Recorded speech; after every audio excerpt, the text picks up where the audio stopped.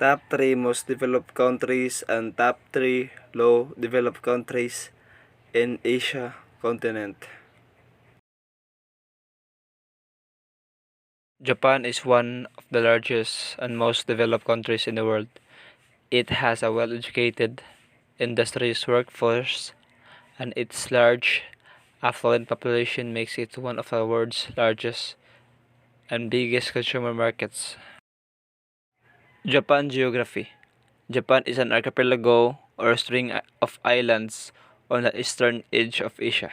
There are four main islands: Hokkaido, Honshu, Shikoku, and Kyushu. There are also near 4,000 smaller islands.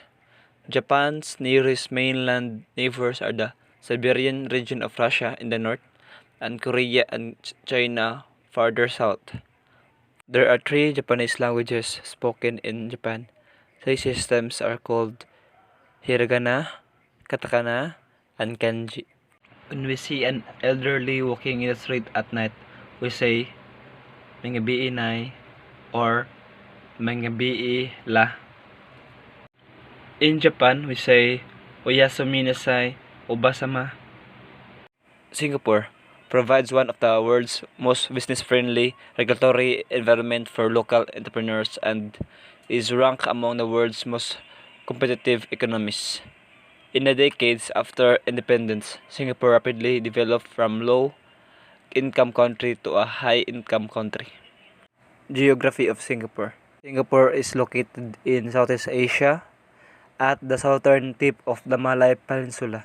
Singapore consists of one 30 miles long island called Palu Wajong or main island Singapore. Surrounded by 62 smaller islands, the country's neighbors include Malaysia to the north and Indonesia to the south. Most of Singapore is flat, with more than half of Palu Wajong only 50 feet or 15 meters above sea level. Russia. The economy of Russia has gradually transformed from a planned economy into a mixed market-oriented economy. It has enormous natural resources, particularly oil and natural gas. As of 2022, it is the fourth largest economy in Europe, the world's ninth largest economy by nominal GDP, and the sixth largest by the PPP. Geography of Russia. Russia is the largest country in the world, occupies 1/10 of all the land on Earth.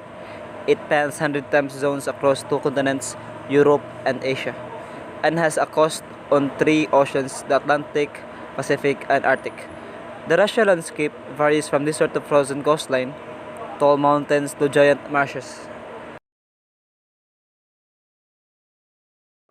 Philippines is a less developed country due to high inflation during crisis periods, high levels of population growth, high and persistent levels of inequality, incomes, and assets, which dampen the positive impacts of economic expansion and recurrent shocks and exposure to risk such as economic crisis, conflicts, natural disasters, and environmental poverty. Philippine geography. The Philippine archipelago or string of over 7,100 islands in southern Asia between the South China Sea and the Pacific Ocean.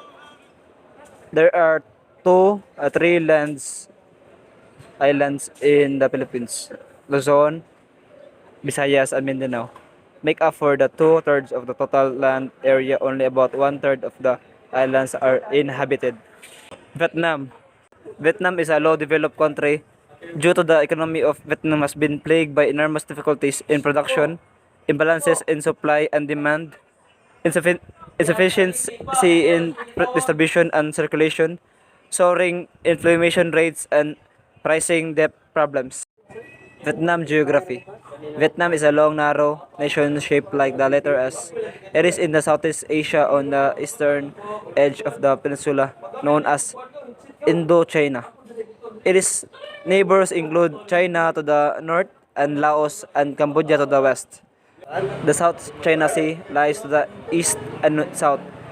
The mountains of the Annam Cordillera rise over the most of the eastern side of Vietnam, while 1,000 mile of or 1,600 kilometer coastline dominates the east. Yemen.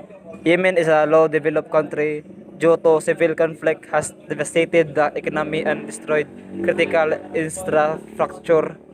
Even before the critical conflict, mismanagement and corruption had resulted in chronic poverty, underdeveloped, and minimal access to such basic services as electricity, water, and healthcare in much of the country. Yemen geography.